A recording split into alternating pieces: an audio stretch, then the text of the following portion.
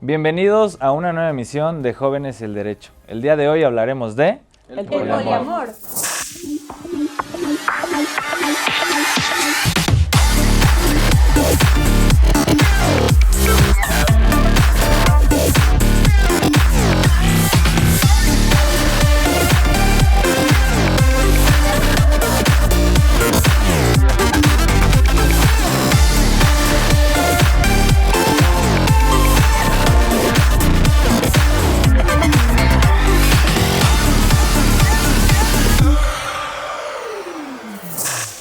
Bienvenidos a esta nueva emisión, este programa de Jóvenes al Derecho. El día de hoy hablaremos sobre el poliamor. Vamos a ver qué sale de esta plática, qué sale de este debate. Sin embargo, me complace mucho presentarlos, que estén aquí, que hayan dado el tiempo para estar aquí. Y obviamente voy por cada uno de ustedes para que se presenten. Me van a decir de dónde están egresadas, qué están haciendo y a qué dedican su tiempo libre, como dice la canción. Entonces, a ver, Isolda. Hola, yo soy Isolda Vela, soy egresada de la Escuela Libre de Derecho. Actualmente trabajo en Fombo Becer y Sierra, en arbitraje comercial. Y en mi tiempo libre hay muchas cosas. Es complicada pregunta, elegir solo una. Me gusta mucho ir a museos y leer.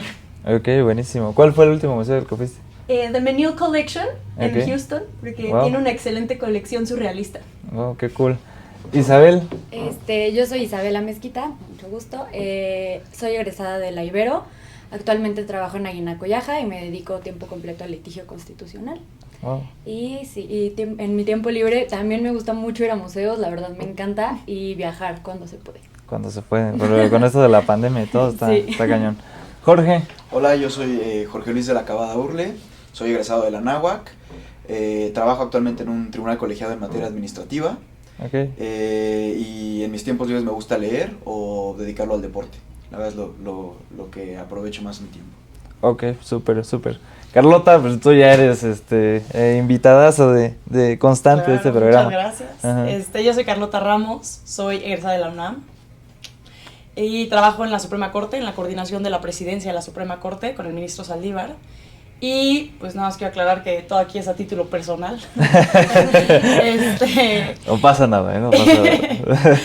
En mi tiempo libre, pues ya que estamos en el tema del poliamor, mi hobby favorito actual es ser poliamoroso. Súper. No, me encanta leer también y me encanta bailar, pero muchas gracias por la invitación. No, muchísimas gracias. Bueno, pues a lo que venimos.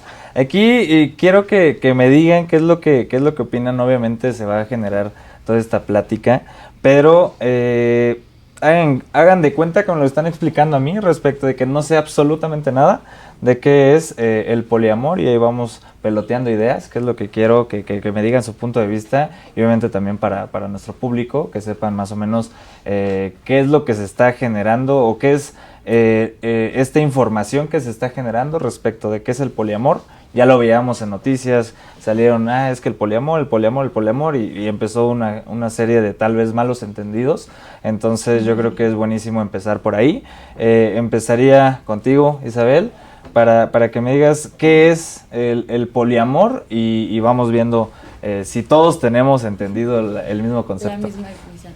Perfecto, pues yo sí creo que es bien importante distinguir poliamor de poligamia, digamos, y que creo que ahí es donde gira, o sea, es donde está el malentendido, ¿no?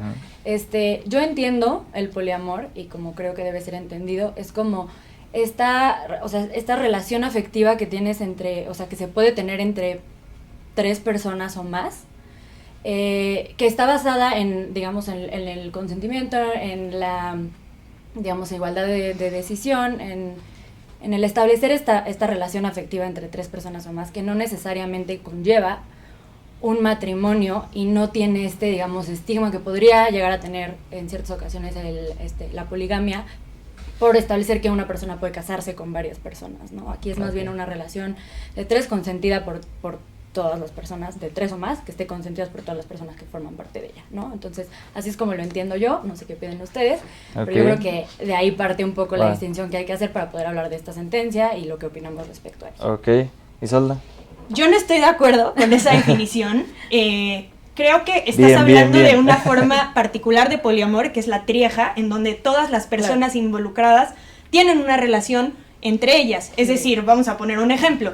Si nosotros tres fuéramos una trieja, hay una relación entre nosotros, hay un vínculo entre tú y yo, y entre ustedes dos, y entre nosotros tres. Pero esa no es la única forma de poliamor, porque el poliamor en general lo debemos entender simplemente con mantener relaciones afectivas con más de una persona. En ese sentido creo que nos tardaríamos mucho explicando todos los tipos del poliamor, pero diría que los principales que debemos entender también para entender hasta dónde llega la sentencia que vamos a analizar es esta, la idea de la trieja o cuarteto o lo que sea, en donde todos son pareja de todos, y la idea del poliamor en B, en que simplemente una persona puede tener distintos vínculos, pero esos vínculos no son vínculos de los otros entre sí. Claro. Volviendo al ejemplo, digamos, tú y yo somos una pareja, tú y yo somos una pareja, pero entre ustedes dos no hay un vínculo. Y digo, podríamos hablar de muchísimos otros tipos de poliamor, si es jerárquico, no es jerárquico, cómo se organizan las relaciones internamente, pero creo que para efectos de la sentencia eso es lo que a mí me gustaría clarificar y no sé qué opinen ustedes, si hay otro punto que crean que es importante definir. Ok, vamos contigo, Creo Jorge. que los dos puntos, o lo que puedo rescatar de ambos puntos, y que me gustaría hacer énfasis, es que realmente no existe un vínculo jurídico derivado del poliamor. Digamos que es simplemente una relación, lo diría como un noviazgo, que no genera un vínculo jurídico. Evidentemente lo que vamos a discutir más adelante de la sentencia es lo que busca, que se genere un vínculo jurídico o algún efecto jurídico. Pero realmente el poliamor en sí no genera ningún tipo de vínculo jurídico. Y otro punto que creo que es destacable, que platicábamos antes del programa Isolde y yo, es que no es una preferencia sexual. Realmente tú no puedes decir, mi preferencia sexual es yo soy heterosexual, homosexual o poliamoroso. Creo que realmente ahí no hay un error de percepción de muchas personas y sí hay que puntualizar que ese no es una preferencia sexual. Ok, bien, a ver Carlota. Creo que aquí se nos está adelantando un poquito. Okay. Porque no estamos definiendo el poliamor en términos jurídicos, estamos definiendo el poliamor en términos sociológicos, en qué lo entendemos como sociedad. Entonces yo estoy completamente de acuerdo con Isolda, o sea, ya es precisar que el poliamor implica esta capacidad de mantener múltiples parejas sexoafectivas con diferentes personas, entre ellas o no, justo porque hay muchas formas de poliamor, pero muchos sexólogos, sexólogas, sociólogos como Anne Turay, una chava que no sé si ha leído Ethical Slut, sí, un libro extraordinario. Y el punto justamente es partir de la premisa del consentimiento y de que es para todas las personas. El vínculo jurídico, además, no se genera tampoco con el noviazgo, ¿no? O sea, ya estamos entrando en temas que no tienen nada que ver. Pero ¿qué pasa con el poliamor y el concubinato, no? Porque aquí el tema es el matrimonio y el poliamor. Y ahorita nos vamos a meter un poco más a eso. Uh-huh. Pero partiendo de la premisa de que sociológicamente hablando, el poliamor se tiene que entender como la capacidad de mantener relaciones sexoafectivas con múltiples parejas, basándose en el consentimiento mutuo, la honestidad radical, el compromiso, la responsabilidad afectiva, un sinfín de etcéteras, ¿no? Pero a mí me parece que justo hay que puntualizar, y es bueno lo que dijo Isabel también, no podemos confundir la poligamia con el poliamor, porque entonces entramos en un debate que no tiene nada que ver, ¿no? Ok. Sí. A ver, Isabel, cuéntame más. El tema de la poligamia y el tema del poliamor. La poligamia, ¿qué se entiende por poligamia, por poligamia? Y a partir de ahí, ¿qué es lo que opinaste ya después de que escuchaste a los demás? Bueno, definitivamente estoy de acuerdo. Tal vez mi definición se quedó un poco corta porque estoy completamente de acuerdo con lo que acaban de decir mis compañeras aquí presentes.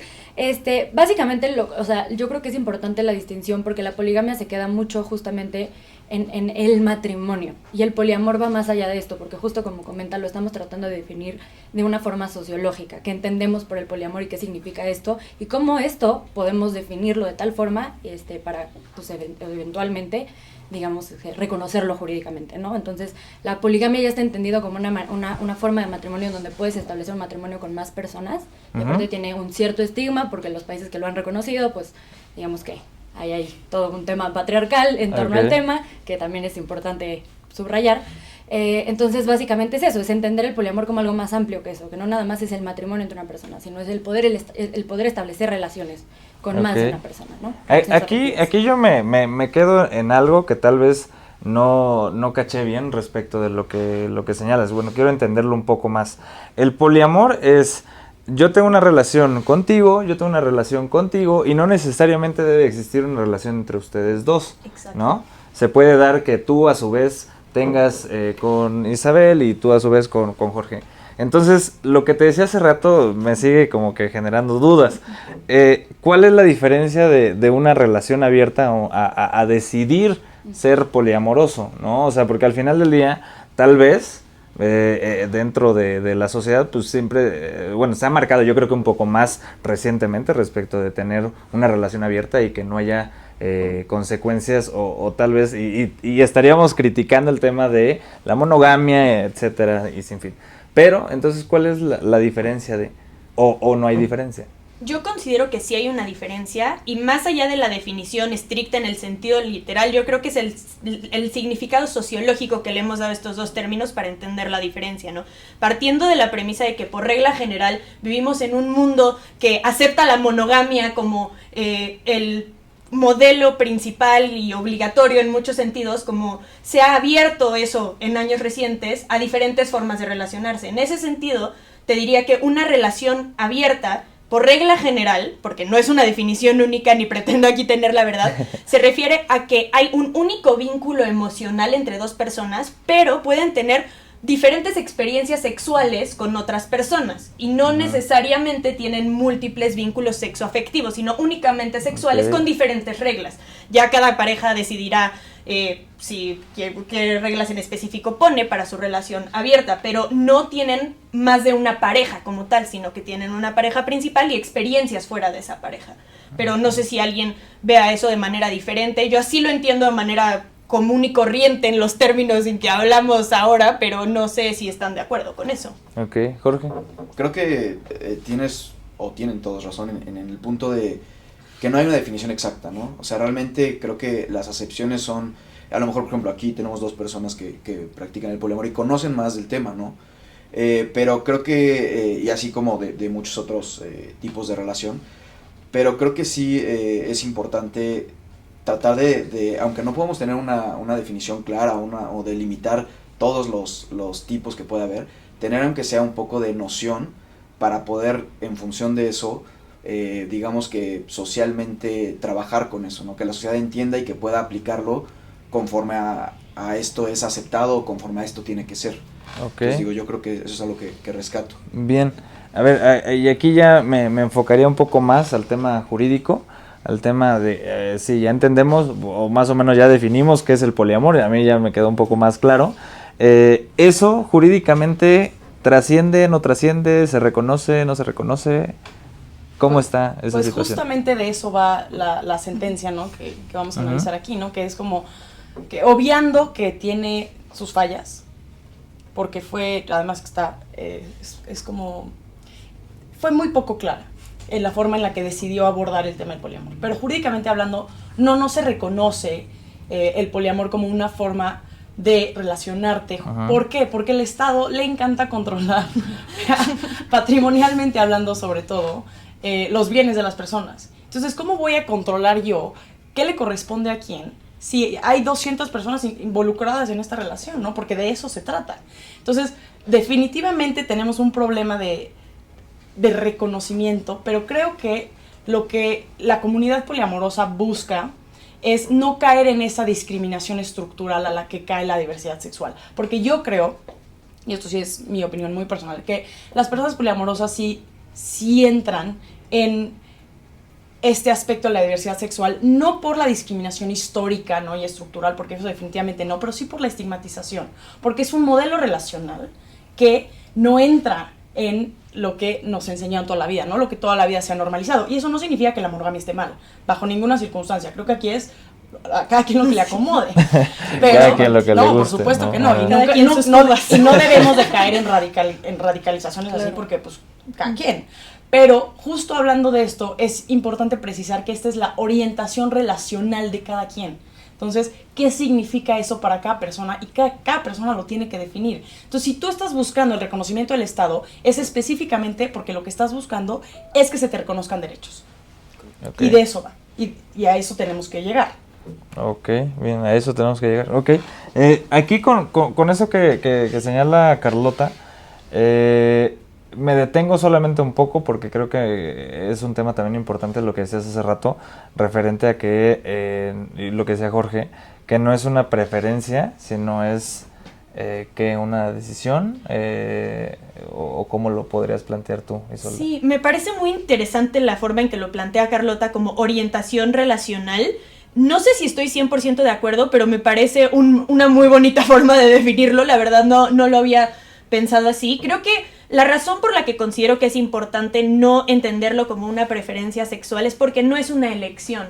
Y en eso creo que la sentencia que vamos a analizar comete un error en el momento en que la categoría sospechosa a partir de la cual hace el análisis jurídico para reconocer la discriminación a las personas poliamorosas es una preferencia sexual. Me parece deficiente porque, a ver, mi preferencia sexual puede ser heterosexual, ser bisexual, ser homosexual, hay muchas opciones, ¿no? Esas son como las 3 más conocidas, pero bueno.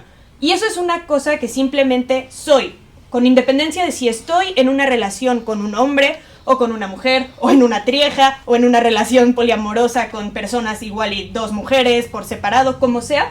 De todas maneras, mi preferencia sexual va a seguir siendo la misma, mientras que las relaciones se eligen, ¿no? El modelo relacional que tú quieres tener se elige, es decir, yo puedo tener en este momento una relación poliamorosa, pero a lo mejor mi siguiente relación será monógama, y a lo mejor otra será abierta, como sea. Entonces creo que simplemente las personas no son poliamorosas, las relaciones son poliamorosas, lo cual de ninguna manera excluye lo que decía Carlota, que las personas que deciden practicar el poliamor no sufran de una estigmatización y discriminación brutal. Solamente no creo que sea algo innato a las personas, a diferencia de una preferencia sexual. Ok, bien. Aquí ya adentrándonos un poco más, ahora sí, al tema de la sentencia de este juzgado que me parece fue el 8º.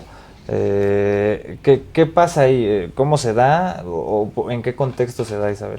Bueno, básicamente la sentencia, para entrar un poquito en contexto y ya empezar a hablar de cómo se desarrolla esta, lo que busca es, bueno, una persona se acerca al juzgado, así por ponerlo en términos simples, básicamente alegando que, señalando como autoridades responsables al Congreso y al gobernador del Estado de Puebla por haber publicado un decreto que modificaba 2 artículos, y estos en el Código Civil, ¿no?, del Estado de Puebla. Estos 2 artículos definían el matrimonio y el concubinato. Y si uno lee esos artículos se da cuenta que el matrimonio y el concubinato están definidos como una relación entre 2 personas, que tiene varios efectos jurídicos, pero básicamente digamos que aquí el meollo del asunto es que dice que es entre 2 personas. Entonces esta persona dice, estos artículos violan los derechos 1º, 4º y 133 de la Constitución, violan mis derechos humanos, básicamente, porque pues son discriminatorios al definir que son relaciones entre 2 personas y no tomar en cuenta a las personas poliamorosas que pueden tener y sostener relaciones con más personas, ¿no? Con más de 2 personas. En las millones de variables que hemos platicado, pero básicamente más de 2 personas. Okay. Entonces ahí es donde el juez empieza a hacer el análisis y definir, pues primero si tiene el interés para poder acudir a este tipo de juicio, ¿no? Y alega que sí. Y finalmente, ahorita podemos entrar un poquito más al tema si lo estiman interesante. Sí. Y bueno, básicamente ya que define que sí tiene la facultad para solicitar esto, entra al análisis de fondo y hace lo que estaba comentando ahorita Isolda, que es partir de la categoría sospechosa que está en el artículo 1º, definiendo y partiendo de la base de que esto es una preferencia sexual, y básicamente usa los mismos argumentos que se utilizan para el matrimonio igualitario, que son excelentes argumentos. Lo que pasa es que está partiendo de una premisa incorrecta, si estamos con lo que dice Isolda, ¿no? Porque desde que no es una preferencia sexual, entonces ya todo el argumento, por más bueno que sea jurídicamente hablando, pues como que no aplica del todo, y es erróneo, y te deja un poco como, pues sí, como sin entender realmente cómo llegó a esas conclusiones de lleno, porque pues justo está partiendo de la premisa incorrecta, ¿no? Entonces, creo que así es como se desarrolla la sentencia básicamente, y esto es lo que logra, y para finalmente concluir, en efecto, esos artículos vulneran los derechos de esta persona y deja fuera a las personas poliamorosas. Que ojo, ahí creo que sí es, creo que en lo que sí tiene razón es justamente esto, ¿no? No hay que perpetuar estigmas dentro de la legislación, y sí es un tema que se debe analizar, nada más no creo que fue la forma correcta porque la premisa no es la correcta, ¿no? Ok, entonces, bien. Bueno, ahorita ahorita vamos. Jorge, ¿qué opinas de esta sentencia? Pues de inicio coincido con Carlota que para mí no fue exhaustiva. es una sentencia que le falta mucho. Incluso es bastante corta para el tema que pretende explicar, para lo que pretende amparar y para los efectos que pretende dar. Para mí de inicio hay un problema de especialización. Yo creo que no está bien que haya tribunales que conozcan de materia laboral, porque es juzgado octavo en materia civil, administrativa y laboral. De todo creo lleva. que no hay un... No, Sí, todo ahí. creo que ahí un primer paso sería dedicarlo a una especialización. Por eso creo que se ha solicitado que la Corte atraiga el caso. Pero bueno, independientemente de eso, creo que lo que dices me parece que es totalmente cierto. Tiene buenos argumentos, pero no son suficientes. Creo yo que no termina de explicar, creo yo que se mete en algunos conceptos que no maneja bien, que digo, son difíciles, ahorita los hemos tratado de definir y creo que no hemos llegado a una definición clara a todos, entonces es difícil. Y creo que aunque la sentencia tiene un buen fin, porque de alguna manera está bien que estemos progresando en estos temas, por supuesto que está bien, pero creo que la legislación nacional no está lista para eso. Claro que es un cambio que se tiene que hacer, pero para mí no, la realidad social de México sí está lista, la realidad jurídica no está lista. Hay muchas cosas que tienen que cambiar en la legislación para poder entrar a eso. A lo mejor como lo mencionabas y creo que no vas a estar de acuerdo, pero un poco de los derechos que nacen a partir de un tipo de relación como estas, ¿no? Se me ocurren derechos de sucesiones, derechos de pensiones, de seguridad social. Todo esto creo que es algo que no se ha pensado en todos los efectos que se le pueden dar. Y a lo mejor también depende un poco del tipo de relación. ¿Qué pasa si yo estoy casado contigo y entonces yo tengo un hijo contigo, pero esa persona también tiene derechos sobre el hijo? O sea, creo que hay muchos temas que no se han pensado y que son complicados de analizarse y que de golpe lleguen las soluciones, ¿no? Claro. Claro que es algo que progresivamente se tiene que ir haciendo, pero creo que de inicio la sentencia no es suficientemente exhaustiva para poder llegar a lo que se pretende. Ok, bien. Carlota, a ver, te vi desde hace rato así como que... Quiero tocar dos puntos. A ver. Primero voy a atender a lo que dijo Isolda porque tampoco estoy de acuerdo. O sea, creo que si bien es cierto que definitivamente no estamos ante una orientación sexual, ¿no? Porque esa es la atracción que tú sientes hacia otra persona con base en identidad de género, expresión de género y género en general. Y el poliamor o las relaciones abiertas es la orientación relacional, porque es con qué tipo de relación te identificas. Entonces, si bien es cierto que tú no eliges hacia quién te atrae, sí eliges si quieres tener una relación o no, si eliges si quieres tener hijos o no. Hay elecciones. Entonces yo digo, mi orientación relacional es ser poliamorosa. Yo elijo si tengo una relación monógama o no. Entonces creo que hay que partir de la premisa justamente de que, porque aquí estamos hablando de la inmutabilidad de la orientación sexual, ¿no? ¿Qué tan cambiante es? Y muchos sociólogos, sobre todo Edward Stein, que es un abogado sociólogo, hizo análisis y estudios al respecto y ha establecido una correlación muy grande entre el paso del tiempo y el desarrollo de la orientación sexual. Y lo mismo creo que pasa con la orientación relacional, sobre todo cuando creces en un mundo tan normalizado, no está tan normalizada la monogamia, ¿no? La monogamia, perdón. Y además, el término de poliamor se acuñó hasta en 90, Gloria, ya no me acuerdo cómo se llama, lo acuñó ella y Oxford lo sacó en 1992, o sea, estamos hablando de hace 30 años, ¿no? Más.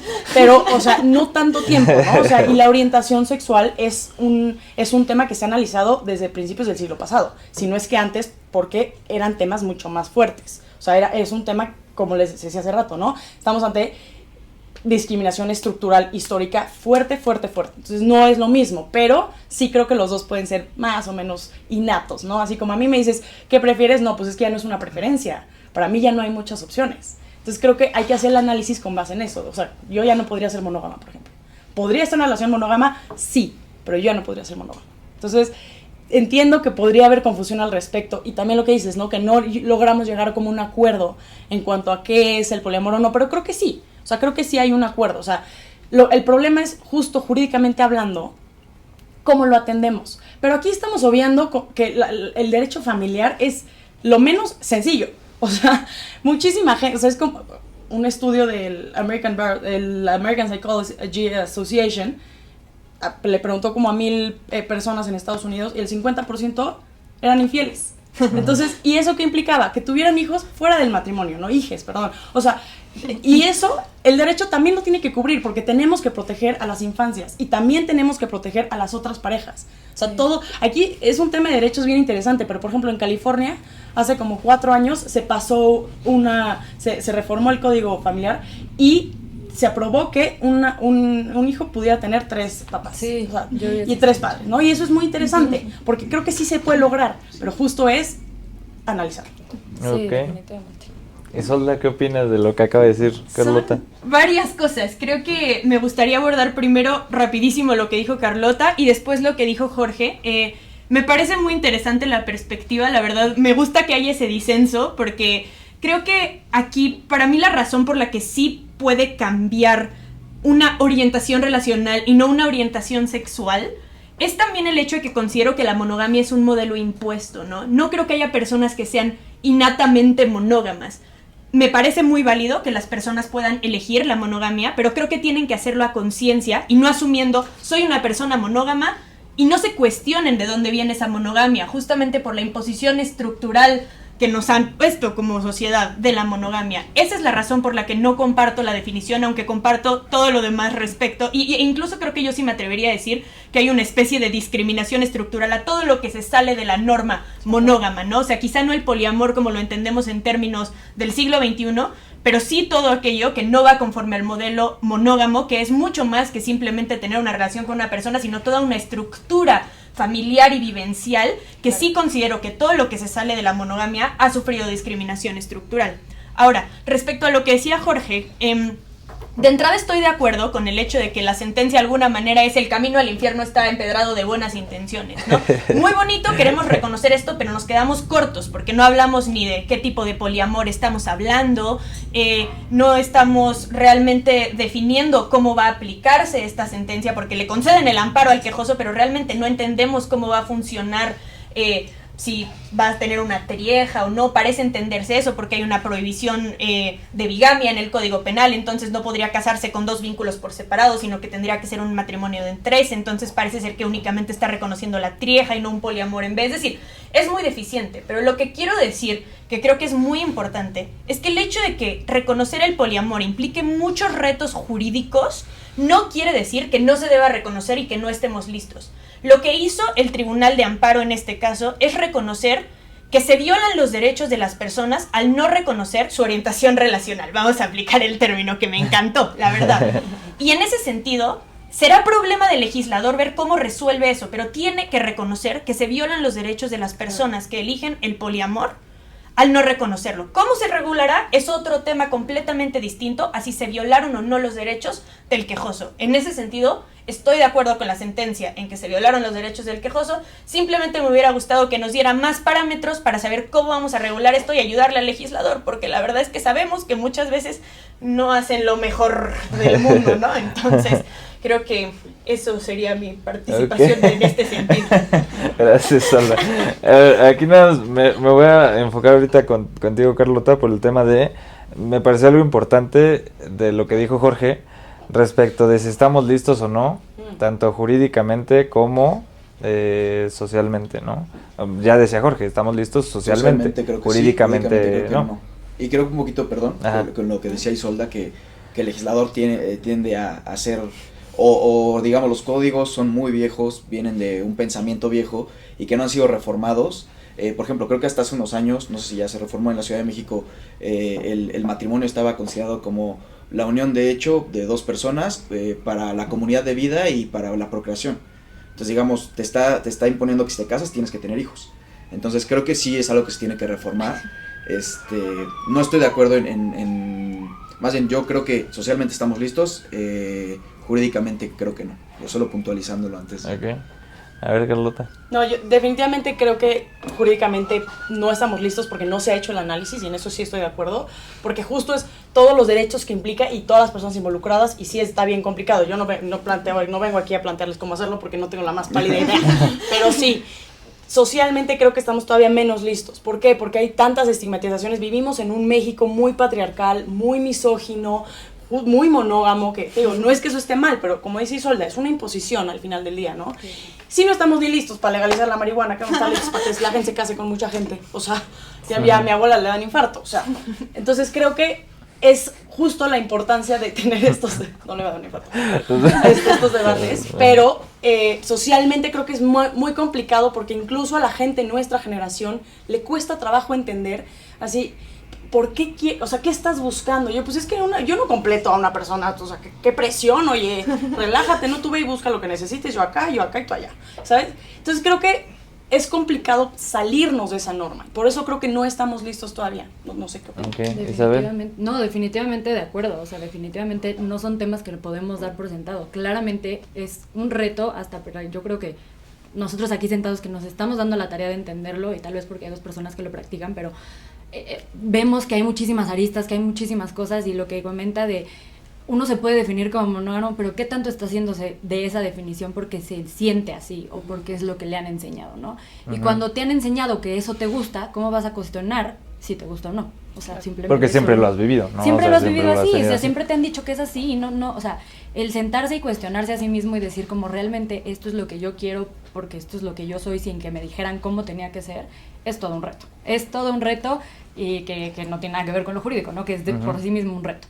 Entonces, definitivamente son cosas que no podemos pues dejar de tomar en cuenta, y efectivamente hay un montón de temas pues súper relevantes que no hemos del todo podido pues regular, o sea, que han sido complejos, ha sido complejo que la sociedad lo entienda, que si aborto, que si, o sea, bueno, en fin, o sea, la marihuana, justo como comenta, o sea, todo esto ha sido bien complejo, ¿no? Entonces, digamos que esos son los argumentos que yo encuentro que son rescatables de esta sentencia, en el sentido de que sí son argumentos bien progresivos, que buscan cosas muy buenas, o sea, es increíble como una de las tesis que citan el juez en la sentencia, que son las que se usaron para el matrimonio igualitario, establecen como, no le puedes decir, que básicamente el argumento de fondo es esto, no le puedes decir a unas personas, o sea, no puedes tratar a ciudadanos como si son de segunda clase o tienen menos derechos simplemente porque no encajan con lo que tú crees que deben encajar, Okay. ¿no?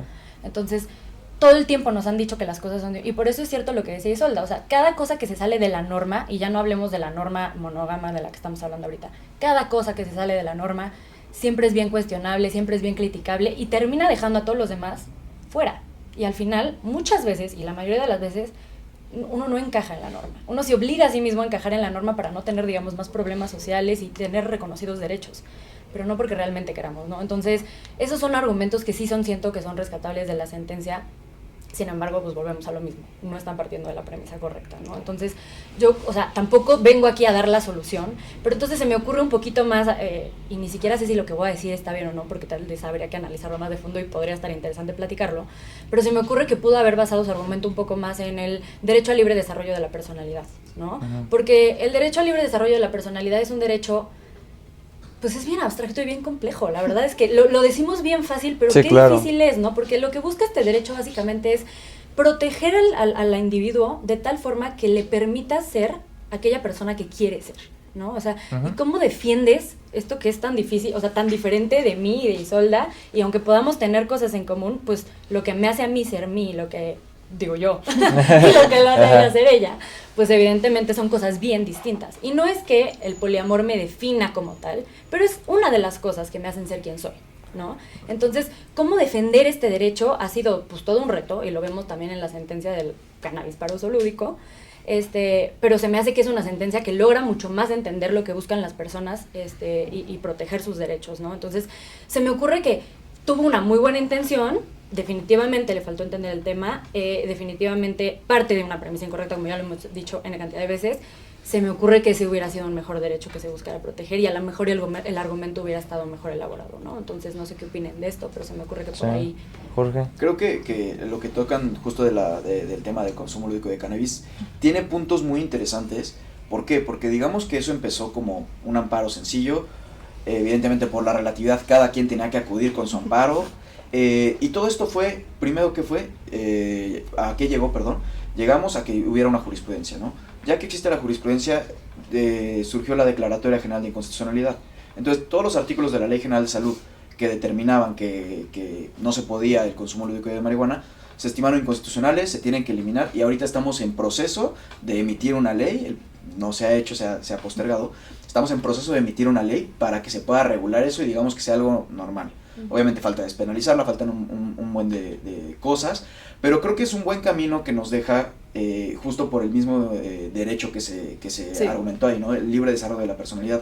Entonces creo que lo que comentaba al principio, tiene buena intención la sentencia relativa a la poligamia, pero creo que es ese proceso que se tiene que llevar, a lo mejor aprender un poco de los errores que se haya cometido en el tema de la Declaratoria General de Constitucionalidad relativo a la marihuana, y poder llevarlo a ese punto. Coincido en todos los puntos que me dijiste de por qué no la sociedad no está lista, y creo que tienen razón. O sea, realmente todo lo que está fuera de la norma sí lo vemos mal. O sea, sí estamos acostumbrados a que si es azul porque te dijeron que era azul, tiene que ser azul. Y ya si alguien es blanco ya no está bien, ¿me entienden? Entonces, pero creo que se puede ir sobre ese mismo camino. Hasta que llegar al punto en el que no solo en el estado de Puebla, sino a nivel federal, se declara inconstitucional todo lo que te imponga que nada más puede haber una relación entre dos personas. Sí. Porque justo como comentabas, cada quien tiene derecho a lo que está convencido y a lo que quiere practicar. Eso no significa que tienes o estás obligado a practicar la monogamia, a practicar la poligamia o cualquier otro tipo no solo en tipo de relaciones, ¿no? Pero creo que ese es un camino que se tiene que tomar y que se tiene que considerar, porque ha sido bueno lo que hizo la Corte con eso. Yo creo que la Corte ahorita ha sido una Corte progresista y que ha tenido muy buenos cambios y que debemos adoptarlos y aprovechar el cambio. Digamos que ya traemos la inercia, ¿no? Entonces hay que aprovecharla para lograr seguir generando un cambio en todo el pensamiento. Ok, buenísimo. Bien, pues ya nos vamos encaminando a la conclusión del programa. Entonces me gustaría que me den sus conclusiones respecto de cuáles son los retos que ustedes ven en este tipo de temas, y con ustedes dos quisiera enfatizar cuál ha sido o cómo es su expectativa o experiencia de practicar el ser poliamorosos, sin entrar a detalles evidentemente, pero sí me gustaría como de eso vamos por un café. pero sí me gustaría saber como más o menos qué es lo que ustedes han vivido o cómo lo ven, ¿sí? Y obviamente los retos que ven respecto de este tema. Empiezo contigo, Carlota. Claro que sí. Bueno, pues nada, para finalizar, sí, definitivamente estoy de acuerdo que tiene que ir por ahí, pero con un desarrollo muy fuerte de derecho familiar, por justo que se tiene que proteger a las personas involucradas. Lo que yo pregunto es, ¿por qué queremos las personas poliamorosas? Bueno, yo no en particular, pero ¿por qué la comunidad poliamorosa quiere casarse, no? Por el reconocimiento, por los derechos, lo que hemos dicho. Entonces es tener siempre eso en cuenta, más allá de cómo lo podemos proteger constitucionalmente hablando. En cuanto a experiencias personales, o sea, creo que definitivamente es algo que pertenece a la esfera íntima de una persona, ¿no? O sea, el Estado no se debe de meter. O sea, yo digo que en derecho familiar, entre menos se meta el Estado, mejor. Cada quien tiene derecho a hacer lo que quiera con su vida. Entonces, ahí creo que es muy importante poder permitir que cada quien, desarrolle su relación como quiere, porque tiene muchos matices. Hay muchas formas de relacionarse.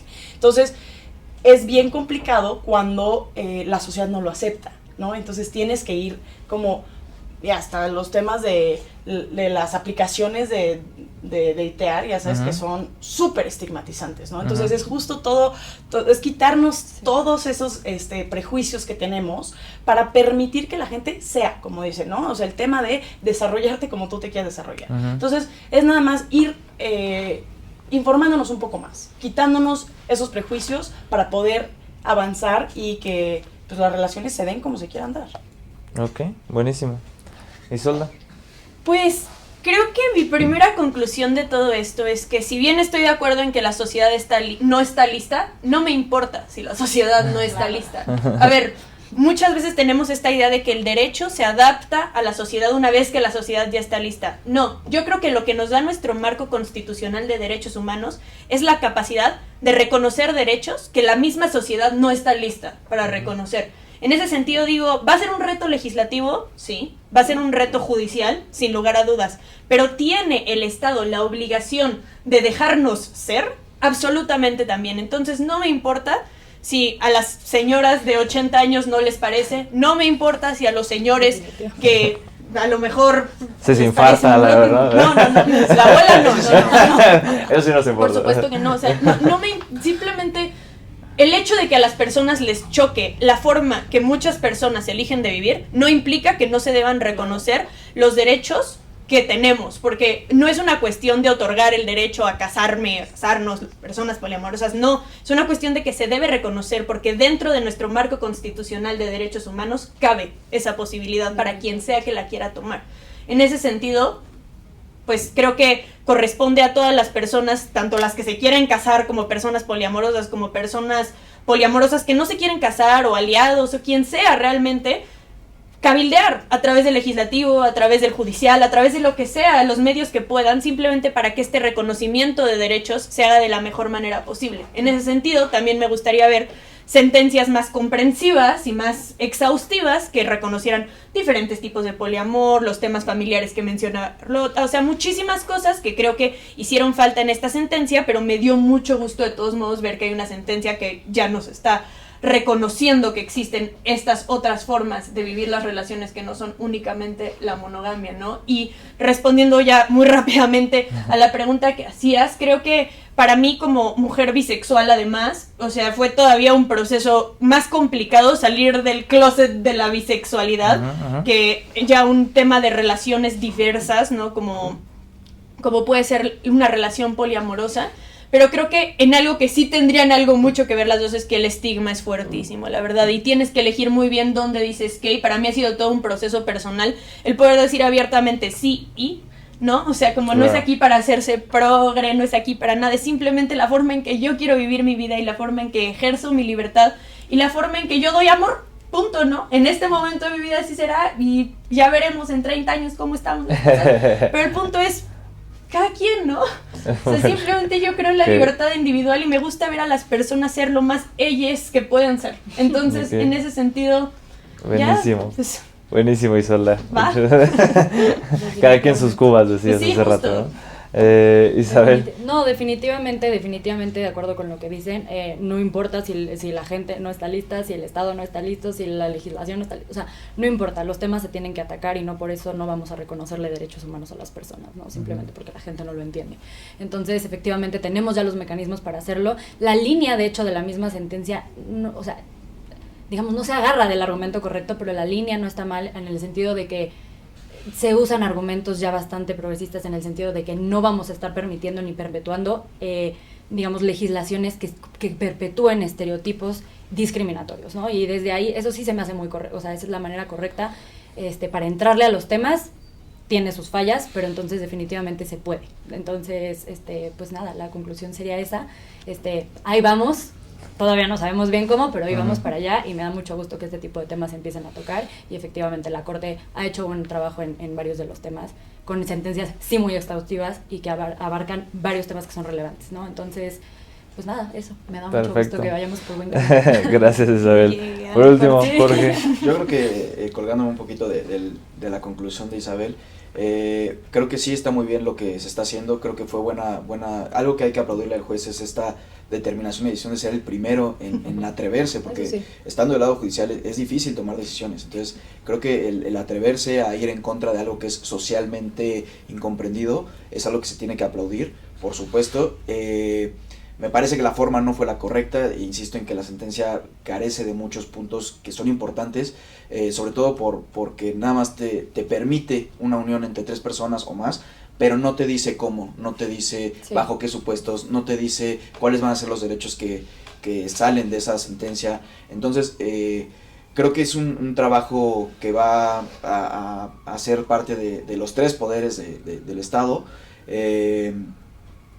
Creo que sería importante que la Corte, que como menciona Isabel, ha hecho o se ha encargado de redactar sentencias exhaustivas donde exponen todos los antecedentes, donde exponen todo el cambio social, donde no solo te hablan de lo jurídico, sino te hablan de una terminología social, y creo que eso está bien. Creo que la Corte es la encargada de darnos luz en este tema, ¿no? Que realmente es incomprendido para muchos. De hecho, si busco información del tema, es poca la que hay, no hay mucho de esto. Entonces, creo que hay que aplaudir eso del juez, pero la sentencia es un buen paso, pero queda mucho que hacer en ese sentido. Oye, Ok. yo puedo hacer nada más una Sí, sí, pequeña sí. aclaración. Adelante, adelante. El tema de la orientación relacional no es mi término, entonces para que no me vayan a citar. Es de Ok. Albert Stein, pero nada más quería aclarar Ok, eso. perfecto. Gracias. Pues les agradezco mucho su tiempo, de verdad que hayan venido. Creo que este tipo de Gracias. cosas nos ayuda mucho. Créanme, o sea, yo se los digo, hemos tenido ciertos debates de otros temas y te vas dando cuenta cómo hay ciertas cosas que vas cargando y que tal vez todavía no Claro. entiendes y que vas tal vez progresando en ese sentido. Entonces, les agradezco mucho su participación, les agradezco igual que nos hayan seguido, que nos sigan en nuestras redes sociales y pues nos vemos en la próxima emisión de este programa. Gracias. Gracias. Gracias. Gracias.